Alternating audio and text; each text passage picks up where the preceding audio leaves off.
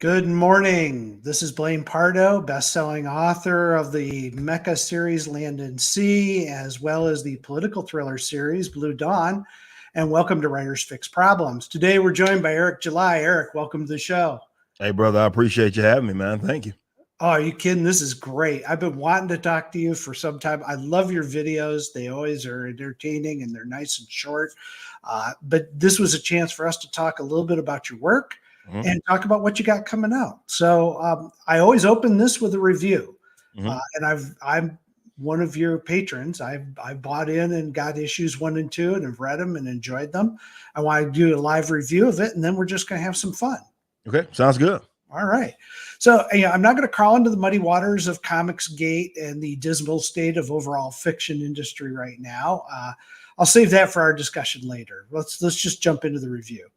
Now, Isom's issue 1 and 2 are out. Eric's detractors wail and moan about his stunning financial success and his creative accomplishment, attempting to diminish it, but none can deny that this universe he is creating is a success.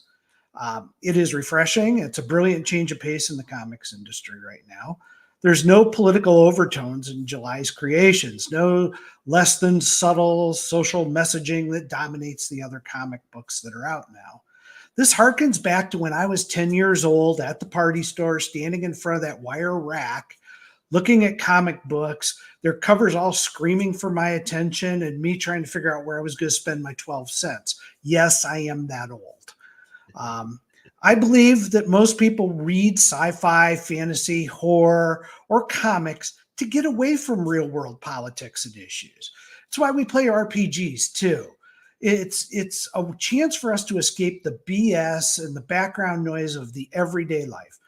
Eric July allows us to have that escapism that we all crave. So Isom is a complex character.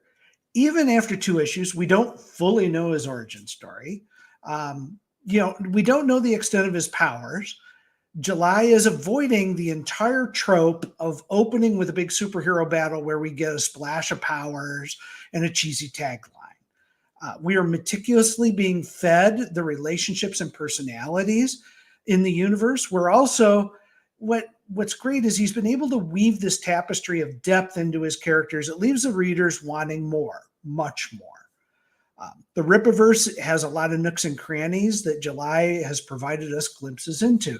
His antagonists are grounded in the real world in terms of their motives. We see other supers with glimmers of their relationships to Isom.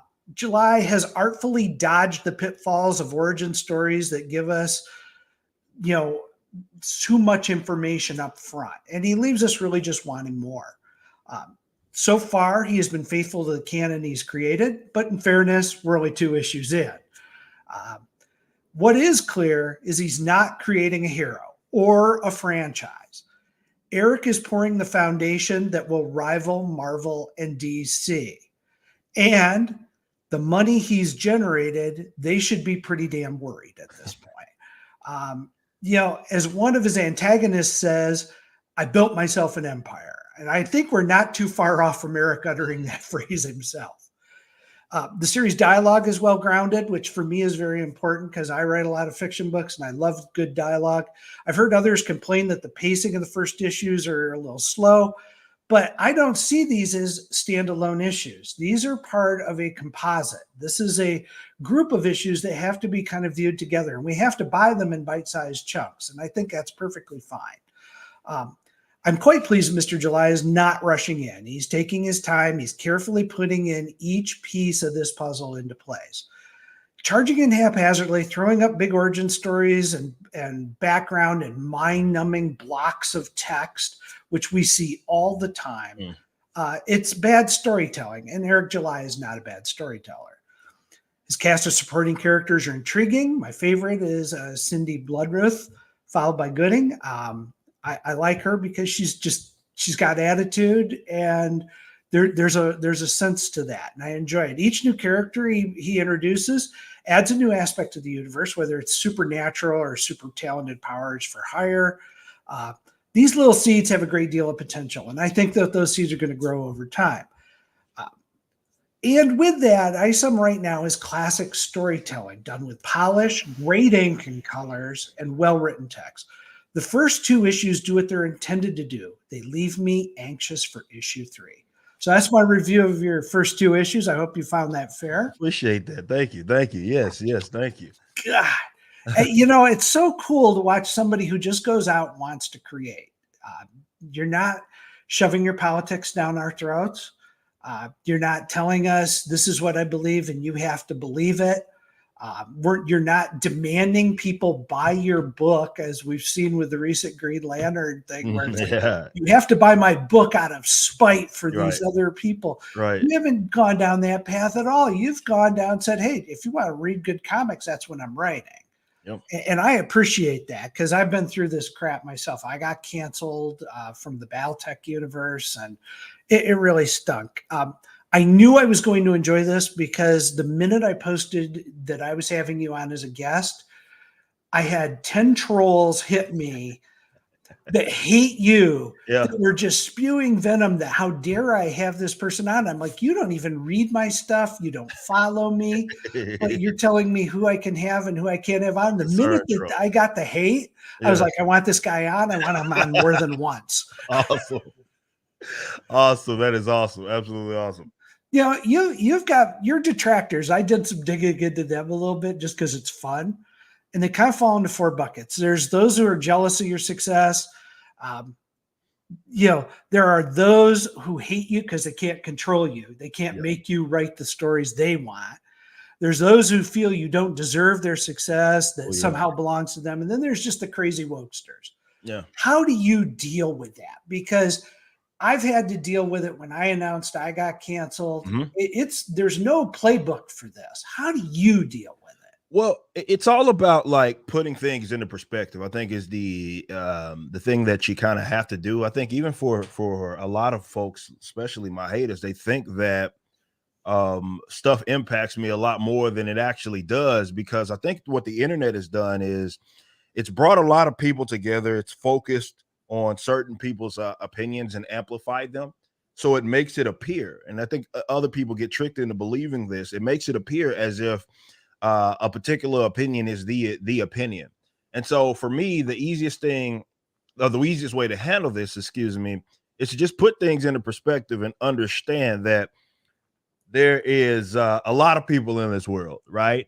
And as we saw with Isom 1, as we saw with Isom 2, despite the amplified opinion of folks that may despise me and fall in those 4 categories that you mentioned, it doesn't impact much, right? It's still the supporters of the Isom we held, like comparatively speaking to what other number 2s do, like extremely well. And you have a lot of people that are stoked for the upcoming Alpha Core book and stoked for the upcoming Yaira book, because that's who we do it for. So it has to be, or you have to constantly remind yourself that remember who you're doing this for, right? And those are the people that matter. Your customers are the ones that matter. It's not your peers. It's not people that wish they were in the position that you were in. It's not those that despise you, right? That's not who it is that you're doing it for. You're doing it for the customers at the end of the day that rock with you for whatever material it is that you're putting out. I love your review. Appreciate that. You throwing that out there. But even like the form of storytelling that it is that we've approached, if it's not up to speed for some other people, it's just not up for speed for those individuals. However, we have, like yourself, others that they prefer it to be told this way, and so those are the people that, Isom's being written for. And I think that has to be your focus. It's like, guys, some of that stuff, it's not the real world. People, look, internet allows people to amplify their opinions. As garbage as you might think they are, they're entitled to them, and they're going to for sure voice it. But do it for your customers and understand that that's what matters. All that other stuff is just noise. Yeah, and it's interesting too, because it's almost like their hate for you is all they really have. True. Yeah. And I understand that. I've got some crazies that have been coming at me, and it's like if you weren't here, they wouldn't have any voice. They'd have to go find somebody else to hate and voice that. So it's wild.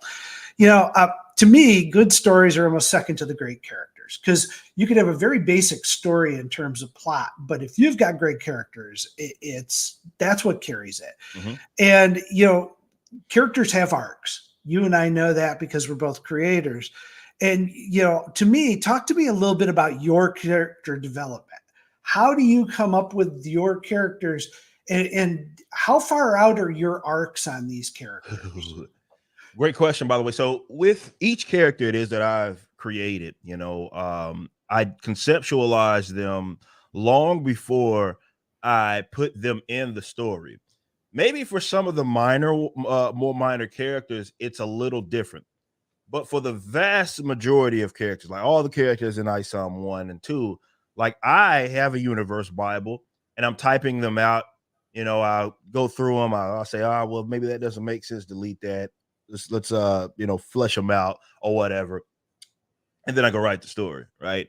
So I had for Isom is a lot that we've already typed up that obviously hasn't been revealed right yet, from family members to just a slew of other things, just a whole lot of other things.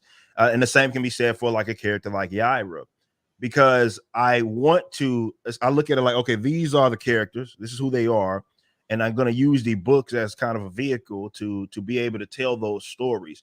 But we need to tell it at a pace, and this is what I guess can be different for a person that's in a position that I'm in versus someone else that's kind of just writing a one-off story. With each story it is that we write, we have to conceptualize that this isn't just for the now, and that can be very difficult to do, right? Because even some audience might not get it, right? It's this whole instant gratification thing that we've grown accustomed to.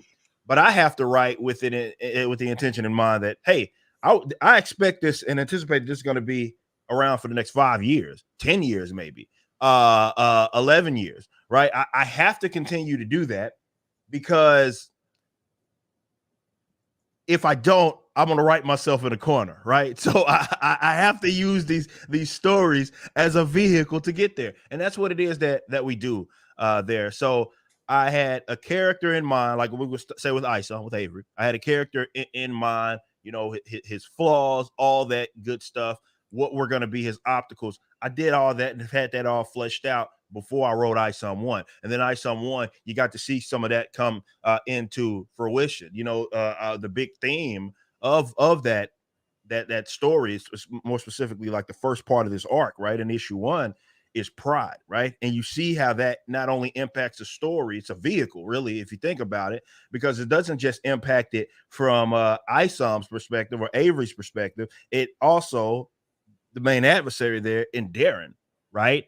And how that both of them kind of in that pride moving the storyline along, and it really kind of amplify the issues that were there. And you heard or you saw Avery even talking himself kind of through that, you know what I mean? Trying to get over that. And then it really all that it did is make things kind of worse, right? If you look at it from that perspective. But that was kind of the theme there. So I'm looking at these characters, heroes, villains, all that good stuff, and I'm trying to develop them before I get the story, put pen to pad and get that stuff going. And I use that story per se, that issue, whatever it is, or this arc in the ill-advised arc, to kind of tell who these characters are, and also touching on those points that I'd imagine are going to be core to them going forward. And those are just attributes, really. Well, it's clear you've been taking some pages right out of Joseph Campbell's book, Hero of a Thousand Faces, too, because your characterized him. What I really enjoyed was your explanation of, he was a fallen character. He failed. Mm-hmm. And we see even in the first book, he gets the shit kicked out of him. Then, in the second book, we see where he failed before, and you end up with two heroes that get killed as a result. Mm-hmm. And it's like, there's a redemption arc that's emerging there. Do you look at books like Joseph Campbell and some of those other things for kind of those bases for your inspiration? Absolutely. Like, you have to look at it like, obviously we know what the hero's journey is, as people like to mention it. But a big thing that you have to consider here is definitely in the age of the Mary Sue. people want folks with flaws because that's how real people are, right? They want people that are able to, there's that relatability there. It crosses all barriers, racial, whatever you might think that it may be. That differentiation doesn't even like like matter, because folks in the real world experience some level of hardship, right? Doesn't matter what your status is, and getting through that and understanding that, embracing that is something that I think people want to see kind of play out. So you're totally correct in that. We saw Avery, he lost really two fights kind of back to back, right? At the beginning of Isom 1, right? He lost to Santuan, right? And that wasn't even his first conflict with Santuan. We kind of, you get a glimpse of, hey, maybe these guys know each other and they fought each other before. And then he loses to Yaira, which is kind of wrong place, wrong time kind of situation. But we do see him kind of say, hey, I'm going back. And yeah, while it does kind of amplify some of those issues that happened, let's say, in that issue, you saw him come out on top to a guy that he lost to twice, right? In Santuan.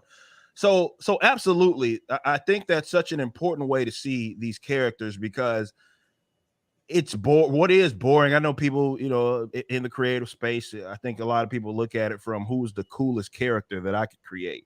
And you end up running into this whole idea that he or she's ever powerful, right? They can do a little bit of everything. And to me, that's a boring story. And it's very difficult to relate to that. But I think Avery and Isom, you don't feel that way about him, right? Because he's one of those that, yeah, he has flaws, and despite him having some of those capabilities and strength with the powers that we're gonna further explain going into these next issues, he still loses. And we end on a good note. You see going in even at Isom too, right? And them going to save Sam, by the end of that with Bloodroot. It's one of those things where you have seen him, you've seen him fail, right? And you even see the mistakes it is that he made along the way, and how that impacted him, and how that impacted his sister and Altona and Isom and Isom too, and how there's consequences to his actions, even when you're trying to do the right thing. Remember, that's why I kind of stepped down in the first place, right? It was trying to do the right thing and failing to do so, and or failing to accomplish what it is that he wanted when that fight with Shadran, and unfortunately, it ended up in the death of someone. See, that's something that people, I think, can relate to when you're trying to do the right thing, and sometimes it doesn't feel like it's enough. And he's having to kind of come to terms with it. Look, this is still your calling. This is still what it is that you need to do. And this is why Cedric told him, look, if I'm helping you out, right, there's no more quitting, right? You're going to do this, and you're going to do it the right way. And I think this is a story that can resonate with so many people. Well, and you use the visual media you have, because I write books, so I don't do comics. I read comics because I've been a fan since I was a little kid. But you use the visual very well. And I think it's wonderful how you used, for example, at the end of Isom 2, the box is there that shows up with the handwriting on it, and it's the uniform. And it's a new uniform. And there's this transformation that takes place of the character when he puts on the new uniform. And it left me wondering who sent the box, because that was a whole story all on its own, I think. And it's also that you've used that visual media to do that.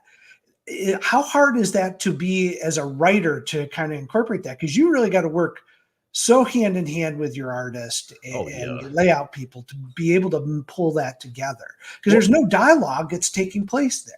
Yeah, no, that's a huge thing. And I mean, even with be it an artist and other writers of these characters, we're at the ground level right now, but there's a lot of conversation that's had between us, between myself, Chuck Dixon, even Saskas. Like, we sit down and we talk about this stuff, in depth, because and same thing can go with the artists, because they need to kind of understand who these characters are and why they are the way that they are, right? There's slight art change, even from the perspective of, there's more emphasis on the belt with the new suit, right? Because it's an actual belt with utility, which is what Cedric had built him. So, and speaking towards the new suit. That I had a lot of people asking to know more about, like Cedric and Taylorsville in general. And that to me is fun, right? Because I remember their meeting at the end of Isom 1. And people had asked about him, and the little bit that he dropped about him using used to do like uniforms and costumes and stuff for this wrestling league that's in our universe. And then you got a glimpse of that actual wrestling league in Isom 2. Yeah. And it's cool and that's fun to do because there's depth to even what people would see as like more minor characters. You got people that want to know more about them, and they're not just random, right? This is in my writing style. I try not to do that. I don't write each character with the idea that they're going to be a mainstay, but I try to give them enough depth to where if that was the direction that we did take them, we have a launching pad there, right? It is kind of, so I don't try to just create just random characters, like something as simple as like Mick Davies, who's one of the first characters that you see, of course, in Isom 1, who's a sergeant with the police. Like, these are guys that I've already thought through, I've conceptualized, I kind of built them out, even though, again, you don't see them that often. You don't see them for that long. So I try to do that with every single character that we create, because I don't want to get in the habit of like saying that, hey, I need the plot to be drove a certain way, and I'm just going to throw a character in there. They're not really important other than to just move this thing along. I want to give these guys some depth. So it's cool to hear people, and I see that, right? I see all the audience and how they discuss, and it'll be a character that, was only showing up in a few panels, like with Sam, for example, in the first book, or something like that. Even like we're moving forward with Mike Barron doing Gooding, because though Gooding wasn't really a minor character at all, he was a character that you didn't learn much about until you read it. Right? You saw his name maybe on the front of cover A, but we didn't talk about him in the promotional stuff or anything really. But then people got to see him and they're like, wow, I want to know more about that character. And to me, as a creative, that is one of the more fun things, because I know this as a musician, that you can make a song, you can put it on an album, you could think that it was kind of one of those you just slid in there to complete the album. Not that you thought it was bad, but you didn't really think that it was going to be just a big hit. And then that turned out to be one of the audience's favorite songs. It can be that also with the character of Gooding, who was one of like the more sleeper characters. And man, there was a crazy demand for that. It was insane. Yeah, I mean, he's fun because there's an implication that he's got special skills and capabilities, but he's for hire. And so your universe that you're painting here, you don't have everybody being, guys in capes and gals in capes flying around. You've got this whole very diverse spread. And by diverse, I mean just different. I don't mean diverse in the way the wokesters like it, but you've got a diverse universe here where the heroes are bouncers in clubs. They are wrestlers. They are, fighting good and evil there, but some of them aren't, some of them want to just be a farmer, and it's kind of a neat way to look at that because it's very human. Absolutely. No, 100%. Like there's relatability. I try to write with these characters. Like I said earlier, it's just boring to give these uber powerful, perfect characters, and the world is a little like complex. And I think that, even in our setting, it allows us to kind of do that because you don't see it as often in comics. All the heroes, and that's just kind of a tale of the time, right?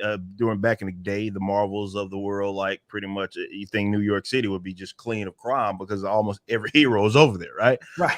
And that's their setting. But we're here in Texas, and the reason why we started there is obviously with me being from Texas, I really understand it, the different types of living and all that there. But it also, from a storytelling perspective, allows us to give like some differentiation and some it can be really refreshing for it, because you don't see really a lot of stories, or especially universes, that are launching from this from this state, to be completely honest. So it was really fun to create these characters and pick up on things like you mentioned Avery's ranch, and Sam, and more so being kind of, that's what he's the ranch lead, so he's tending to tending to that, and you know, obviously workers that are being there, that are actually there on the ranch. Like, there's so much story that can be told, even on, like, you know, if I wanted to do a limited series on Silman Ranch, I could. You know, I could 100% do that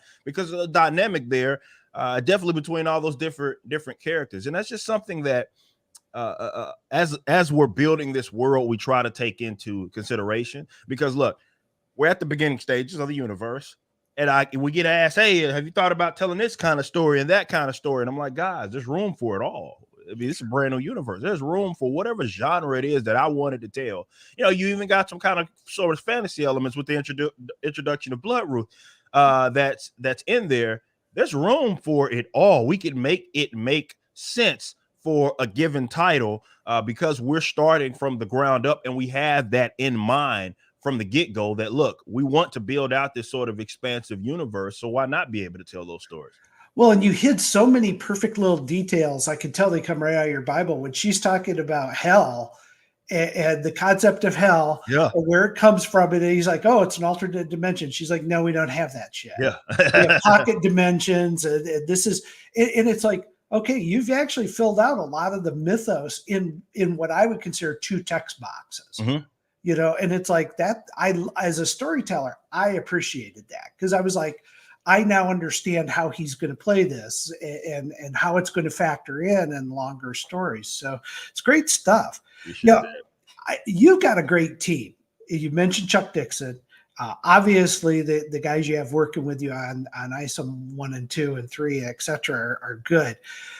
What really attracted me is I got attacked by the woke mob and canceled and stuff. I was impressed with your hiring of Carol Ann. Okay. She got fired from her job in the gaming industry for simply following somebody that people said, crazy. Oh, they're transforms. They weren't, but they decided they were. Yeah, I got canceled for similar attacks. She got kicked out of a franchise, you know, and it made 0 sense. You picked her up, and I thought that was so genuinely cool and authentic for you to do. You know, can you share some thoughts about your decision-making process in that? Because that couldn't have been 100% an easy decision. And I'm kind of curious about that, because I don't think a lot of people realize what you did there. It's not been highly publicized. So obviously Carol Ann worked with a gaming company, and to your point, it's to even talk about it so silly when you understand, like, wow, people are losing their jobs over that. People coming for them because a person that didn't even work for them, right? And of course, the company itself folded. And it's like, what? Because they follow people? Like, that's so insane. But yeah, it's not like she got let go because she couldn't do her job, right? Apparently, she was very, very good at it. But they caved into a mob of weirdos who don't like people that think slightly different than them being in the industry that they think that they own. And see, I think that's the economic part of the Riperverse that I think a lot of folks lose sight of, because they make it just only about me. Instead, really what we're dealing with here is we have been able to build this sort of infrastructure that shields a lot of people from that stupid stuff. You know, my employees, my contractors get to be themselves, and to me, I get the best work out of them because of that, because they get to just be themselves, and they love being here, right? They're stoked on working here. I have to get them to not work is really what it is that we have to do, especially on the weekend. But to the point, you know, I was the first person to actually interview Kara about that, about the whole falling out. And, you know, we had an opening that kind of, you know, it came about in our job, and I was like, okay, I need someone that is very, very good, certainly as a customer relations manager. And with her having that experience as a community manager, she understood kind of how to interact with people. So, you know, time went on a little bit. I was like, well, hey, I reached back out. I said, hey, are you still kind of like, I know you're between jobs or whatever, you still, and she was like, yeah, I'm still looking. I was like, hey, I got this kind of position. Let me know if you're interested in it. And, you know, she's like, yeah. I was like, all right, well, resume, all that stuff. And we got to talk, and man, hand and glove fit. And she has been one of the best hires that we've had in this company. So it's their loss, our gain here. But it's because she's incredible at what it is that she does. She's just awesome to be around, just incredible at her job and what she does for us. And it's unfortunate that, you know, there's people out there that are going to gun for people's jobs, but I think that's why it's not just me, it's other people as well in their companies, that is so important. If we're to kind of build an alternative to, it's just so important that those exist for reasons like that, to be able to, again, allow people to be themselves, and do the best work possible without fear of cancellation, and other goofy stuff. So I gotta tell you, that was it's so funny because your detractors always try to paint you as some sort of satanic character, just evil and horrible. And it's here you are out, offering people jobs who are just wrongfully displaced, etc. It's amazing. I think you've opened up the door a little bit with this, and I want to probe at it a little bit, mostly because Scott, who owns the channel, said, make sure you ask this question. But you have not just built a comic universe here. You have built an entire business. You've got warehousing, you've got social media, you've got all this other stuff. How much time are you spending on the creative side now versus the business side? Okay, so my days are incredibly long. I've said this before, in that I'm working harder than what I am right now. I've never worked this hard in my life, right? As far as just anything it is that I've done. So despite me being the most successful I've ever been, this is the most work that I've ever done, and I prefer it that way. I think that's actually how it should be. So because of the long days, me getting up early, staying up real late, I'm tending to business stuff or creative stuff all the time. Right now, look, I will say this. It is very, very important that you have people that are, if there's a deficiency it is that you have, or I can't clone myself, right? And I think good help is hard to find, but we have it here at the Riperverse, right? So between all of my guys, we're doing that. But yes, it is a lot of time because we're not just doing creative stuff. Again, one of these things that I've said a million times is, to me, with how we do our business, the easy part was the creative stuff, or the easier part was the creative stuff. You're talking about a completely different animal when now it's time to get physical product to customers, fulfillment, right? So this is why, like, this business is like 2 in 1. It's not just creative stuff, right? It's also distribution, and fulfillment as a company, and that's an entire industry in itself that we're participating in. So there's a lot of time being dedicated to all of that. Hell, with Isom 1 and Isom 2, I was in the warehouse every day, helping pack orders, do all that good stuff. And I think we all agree it's not necessarily the best use of my time, as far as the company is concerned. I'm most useful tending to the business stuff, making those deals, having those conversations, negotiating all that, while also kind of acting as an editor in chief and from the creative perspective, and making sure the train remains on the tracks there. And I think we're getting there. Our warehouse is getting more and more staffed, creating more jobs even in that avenue. And I think with like the goal is, and I say goal because it's not a guarantee that this is going to happen, but with Alpha Core, I'm not going to have to be tied to that warehouse as much, because they're going to be able to do their thing, and I can focus on doing stuff like this, having conversations with you all about story and getting out there on the promotional trail, and also, again, continuing to create and do business stuff. So it's not a easy thing to manage. It's humbling, and you got to work very, very hard, and just a lot of people are not built for that. Well, you seem to be having fun doing it, and I think that's kind of the key to all of this. Yeah, I've got one question that somebody forwarded to me, and then I'm going to open it up to, we'll see what some of the folks who are on the live chat have. But what's the best criticism you've gotten from Isom 1, and how did you apply it, if any, to your ongoing work? Yeah, I think the one that got me, and I will say I will credit Chuck for this. There are certain things, and Chuck Dixon, that is, because and the first bit I got of this is actually coming out of another story, and then applying that to kind of Isom 1. But you know, the way he approaches storytelling is like, yeah, you can have this layout and you know, draft or whatever, you know, you kind of where that you want to take the story. But even if it's such a small, rather, even if it seems kind of insignificant thing, that needs to be either number one expanded on or completely swapped out, there's no like sacrifice there, and you don't just kind of run with it. It's like, hey, okay, here's this thing here. I can't make this make sense. Let's try to make it make sense, and maybe we just change out. It could be something as minor as a simple motivation for a particular character.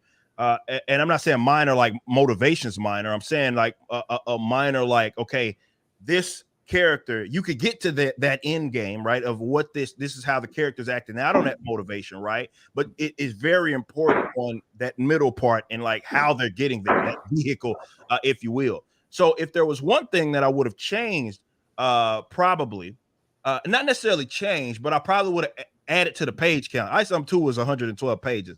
Isom 1, it easily could have been that. It was that conflict that happened between Alpha Core and Yaira. What I would have done was probably added a couple of more pages to have that. Yeah, we're picking up where we left off at some point with that story. But I think Isom 1 could have used just a tad bit more perspective for those characters, especially with them being the next book it is that we're kind of coming out with. What I would have done if changed, if any, was you had that conflict that they had with Yaira. I would have spelled that out maybe a little bit more with her getting knocked down the block, right? That way it's more easily explained because she runs into Isom because of that. So I would have probably shown that. If I added pages. But I also would have I would have loved to have some another kind of interaction there when Brian tells her, hey, you know, you were told not to return.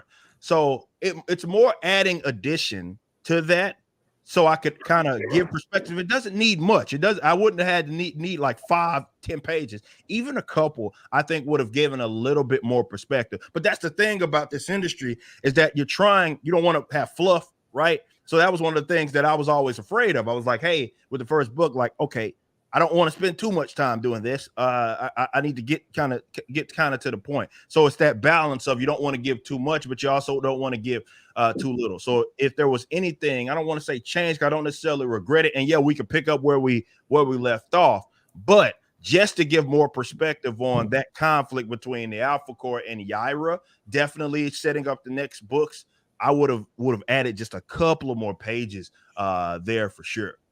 Cool. Well, Watcher, have we had any questions pop up in the chat or comments? Oh, to be honest, let's take a thing here real quick, right? I'm sure that some of you detractors who came to ambush our chat may have even had some actual decent questions, that maybe it was a hard question and maybe we could have got Eric to answer it, but because you idiots have decided to just bombard our chat, I have no idea. I can't sort through all this bullshit. Like, no, take your bullshit, pack it up, put it in a bag, take it back to Dick, pop it out your mouth. I'm done. All right, y'all, if you want to ask questions, you know what? Let me go check Rumble, because Rumble's been very polite. Let's see. I like the fact that so Rumble's been polite, but Rumble is probably asking questions that you can't, because they're involved with legal stuff, right? But they are being kind of polite about it, and they're kind of sharing what information can be shared amongst each other. Just know that when people are involved in legal proceedings, they can't always say what they want to say. Very true. Very true. Eric, I canceled my subscriptions to DC and Marvel. And I had just a couple. I was loved Batman Beyond. They stopped doing it. Then they with what they did with Captain Marvel, the whole thing of trying to tie in Trump supporters to being these radicals that were horrible, and it just, to me, it was not genuine to the character at all. To me, I always like the subscription, because to me, it's the joy of, I wasn't expecting this in the mail. It's come, It's fun. Are you considering at all doing a subscription model at some point? Because great question. it's something I'd really like to be involved with. So yeah, we are obviously we do have kind of this membership stuff that we're trying to we're gonna make robust, even going into Alpha Court 1. We'll have some announcements, but that's been one of the things it is that we're trying to figure out, because we do have like these memberships right now that they're not necessarily subscriptions, but you do get like big discounts on certain items and whatnot.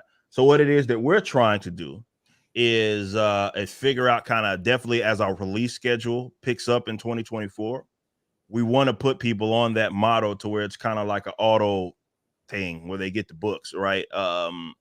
That's something that we're working on, especially for our higher tiers, because our release schedule can justify it, right? It will be sped up. So yeah, that was kind of a thing that we've entertained. Again, we're already making it more robust at no extra cost to the member, the website member. So we're trying to just figure out, because a lot of that stuff is technical more than anything. It's like, it's funny, like we have all these big and bright ideas, and we're like, well, how do we implement it? Like that's been the thing. Like, how do we get this to talk to that, to then talk to our warehouse team so they can? So it's a lot of it's just technical more than anything. But yes, I would say we 100% are considering that, and that is something that we like to make part of our company, is basically giving people effectively a pull list online and being able to kind of auto do that, and we'll be able to, as well as just a general subscription. And we'll be able to do that technically, I think, at some point as we continue to kind of hash out the technical aspect of it. So, yeah. Cool. No, Todd McFarlane, I think, changed a lot of the comic industry over the years. He I think the biggest contribution he did, honestly, was in the toy arena, because absolutely. Spawn was so cool. I'm kind of curious, are you going to be branching into toys? Yeah, I mean, I want to. I've been humbled by that part of the industry because of like cost and things that are associated with it. Is interesting, let's just say the least. I remember trying to go down a rabbit hole trying to find American producers, and I wasn't really successful at that because that was something that we did look into, trying to see. But eventually we're going to do that. I mean, there's no way around that. I just kind of have to justify it from the business perspective.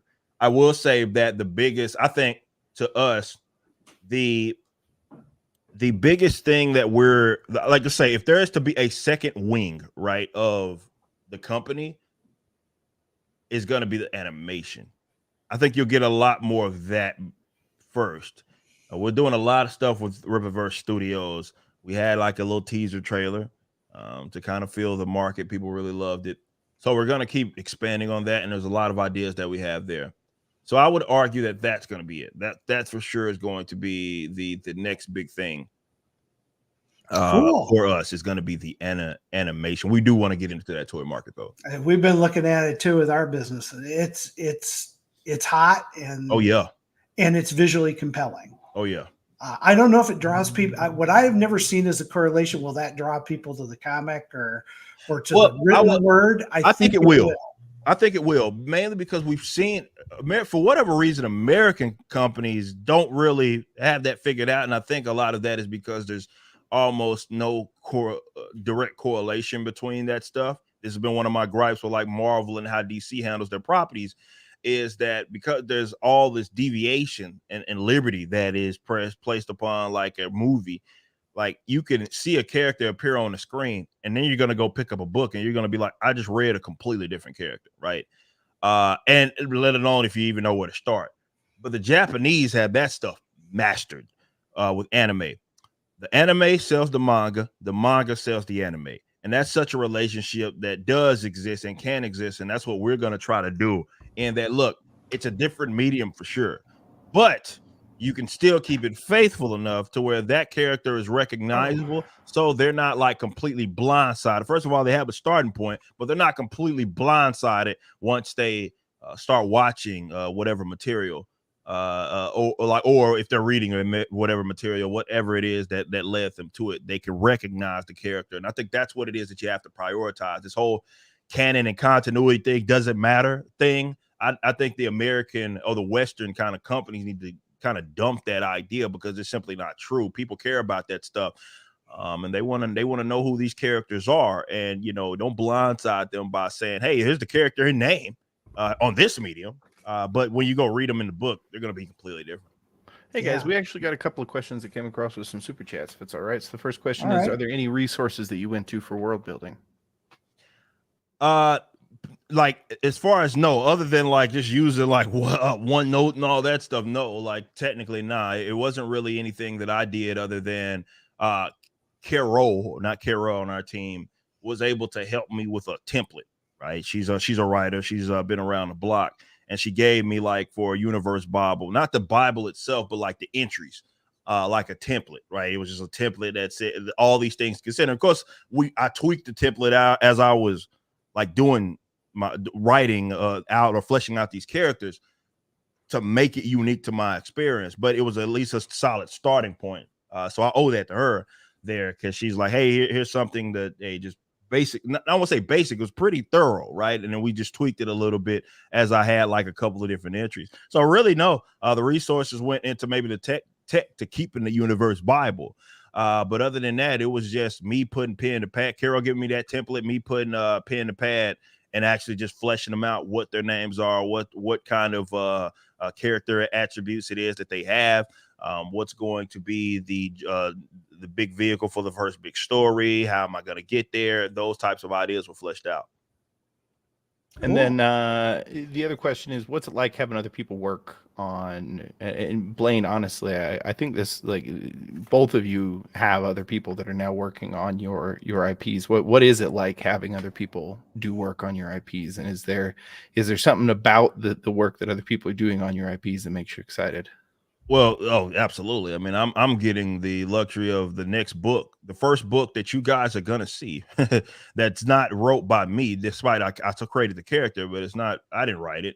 Is going to be Chuck freaking Dixon, right? One of the most prolific writers of all time, let alone our generation. So that is a pretty big deal, because he's been vital not only to my growth here as a writer, but he's vital to fleshing out some of these characters. So it's been surreal in some ways, but when you kind of like gotta get off your high and get to business, these are professionals. Between them, Saska, these are professionals. They want to know who exactly these characters are.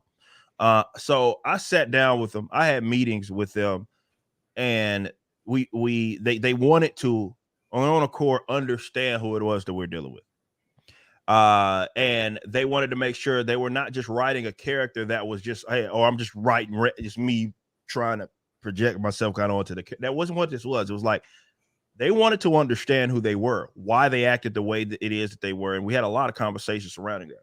So working with professionals makes this a lot easier. Guys know what it is that they're doing. They know what they're doing, and the Saskas and Chuck Dixon, they know exactly what it is that they're doing.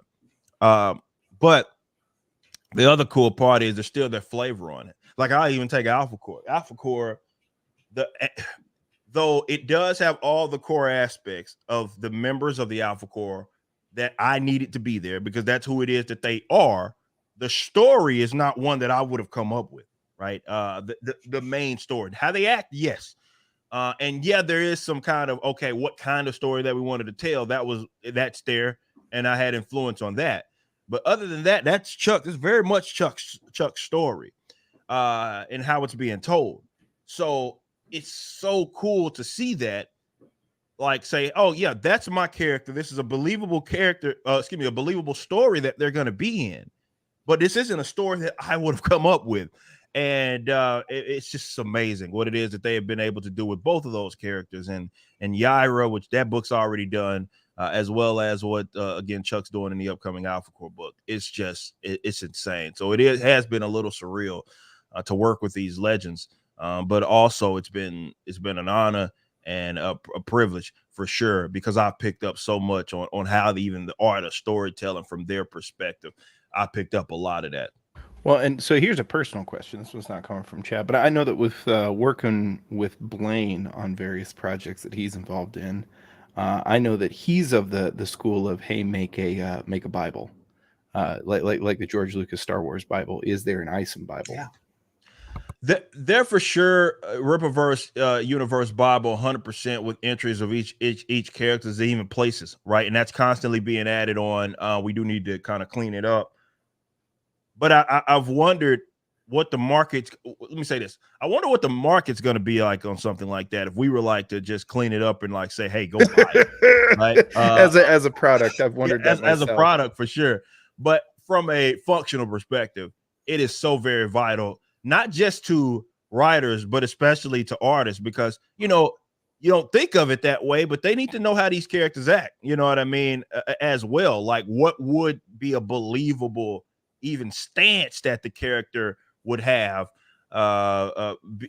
is something that they need to kind of understand. So with the people that are working on a given work, I'll take the entry that we have from the Bible and I'll give it to them, right? So you're doing, okay, you got 3 members of Alpha Core, Chuck Dixon, in your book. I almost spilled the beans on someone else being in it. But let's start there. You got 3 members of Alpha Core in the book. Here's the universe Bible entry that I already had on Braxwell, on Ingrid, on Brian. So here you go. So he knows those characters through and through. And in addition to that, yeah, we did sit down and all that, but he at least has a visual. Joe Bennett, the wonderful artist on it, same thing. This is how it is that they look. And yeah, they're the artists. They're going to put their own pizzazz on it to make it kind of unique per se. But there is some strict stuff that they need to adhere to, because that's just who the characters are, right? So it's been cool to work with those guys, but it's also having that Bible. To me, I don't even know how we would do it if we didn't have it now, as we pick up more people, because it's such a perfect way to introduce these people to these characters and say, hey, here's the entry, here you go, that's who it is that these characters are. Now, I've got at least 2 more that are pretty good ones. So this one's less of a question than a comment. Brandon Clark says, I'd love to see Philip Burnett poster or cover in the future. Take my money. Thank you, Brandon. Yeah, Philip, he's he's doing a lot of cool fan art stuff. I've seen it. He put out some stuff in our fan art content. He is a great artist, man, and I love his enthusiasm. He's done some cool stuff on really all the characters, Blood Ruth and Yaira and Alpha Core. And the recent I saw some stuff that he did with Ingrid. He's good. He's really good. So perhaps that may be on the table. I love what it is that he does. So if you're all right with it, I'd like to. So I issued them a challenge, and a couple of them actually did straighten up and asked a couple questions. So there are a couple questions from you detractors that I've got here, and one of them I think is pretty interesting. Like, it's personally something that I've wondered about. Was it a hindrance at all come up with characters before the story? Because I know that this is there are different writers who do different things, right? Mm-hmm. And so, like, did you find that to be a hindrance, or was that did that inform what the story was going to be by knowing who the character was? I think it informed and you're right. Yeah, people do it different ways. For me, I needed to know who the characters are to know what setting to put them in.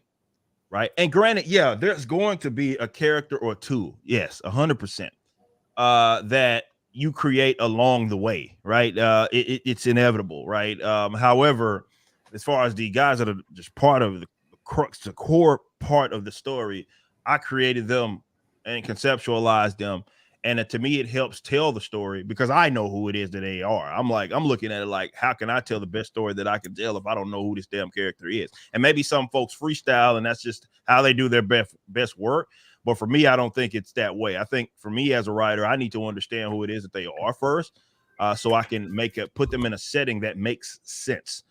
So it only aided in what it is that we've been able to do here at the Riperverse for sure, because there are characters that I have in the Bible that aren't part of the narrative, right? They're not even in there yet. They haven't showed up because it doesn't make sense for them to be there, right? It didn't make sense for the story. So I try to understand the character so I can put them in the best setting and tell a believable story. Makes good sense. And then the next one is so A, do you have plans to do comics outside of the Riperverse? And B, if you do, are you going to do those under the Riperverse logo, or do you plan on launching a separate company, like a wider distribution company, right? Yeah, everything that would be under the Riperverse would have to be under the Riperverse. I've been asked that before about doing some other stuff like outside of the Riperverse story. There's no story that I want to tell right now that's outside of it. I'll be 100%. I don't think the time for someone else to commission me to do their work. It's just not how it is right now. Maybe years down the line, perhaps, but right now, was at such a core part of this universe and building. However, well, I'll tell you what, I'll fight back a little bit on that. In that, yes, I do believe that there's something that we could do that would benefit other creatives. But I think what we offer is more so in terms of fulfillment. I think in the independent space, definitely in the crowdfunding space, that's where people are sorely lacking. There's a lot of guys with a lot of bright ideas, right? And then they get to the point to where now it's time to get books in hand, and they have no idea what it is they're doing, right? I think that perhaps in the nearer future, there's going to be an opportunity for us to kind of offer fulfillment for people that have their stuff ready. That's the only thing I tied myself to. And getting that book, taking that off their hands and getting that book into the hands of customers. I think that's where we're going to be most useful to other independent creatives. But yeah, perhaps maybe way down the line, I come up with another line. Maybe I'm publishing other people's stuff that's outside of the Riperverse. But yeah, it would be under a completely different brand, right? But for the Riperverse, we're not limited to genre, right? It doesn't even have to be cape stuff. Hell, Alpha Core is more of, as Chuck words, it's more of a police procedural than anything. It's a completely change of pace from what Isom is, and that's okay. And the reason I say that means that, hey, if there's a story that I want to tell, I get to tell it. If I wanted to tell something in space, I could do it. There's nothing stopping me because we're still building this universe. But on another note, if the question more so is pertaining to what it is that we could offer in terms of help, and for other people that's independent, I think fulfillment would be more realistic, because that's I think also where we're needed the most. Well, I do want to be respectful of our time, man. You've given us an hour, and this has been fan-freaking-tastic. Thank you. I really appreciate it, Eric. Folks, I tell you, there's 100 ways to contact Eric, and he's easy to get a hold of. Clearly, the trolls out there know that, because they are out there. They are out there, for sure. Listen, thank you very much. Best of luck. I'm looking forward to issue 3. We'll have you back at some point, and I hope you have a great week, and keep knocking it out of the park. Will do, brother. I appreciate y'all having me here, and hopefully, man, we can do it again. If you're out there, folks, click like, do click subscribe. We encourage that, and we'll see you next week. Thank you very much.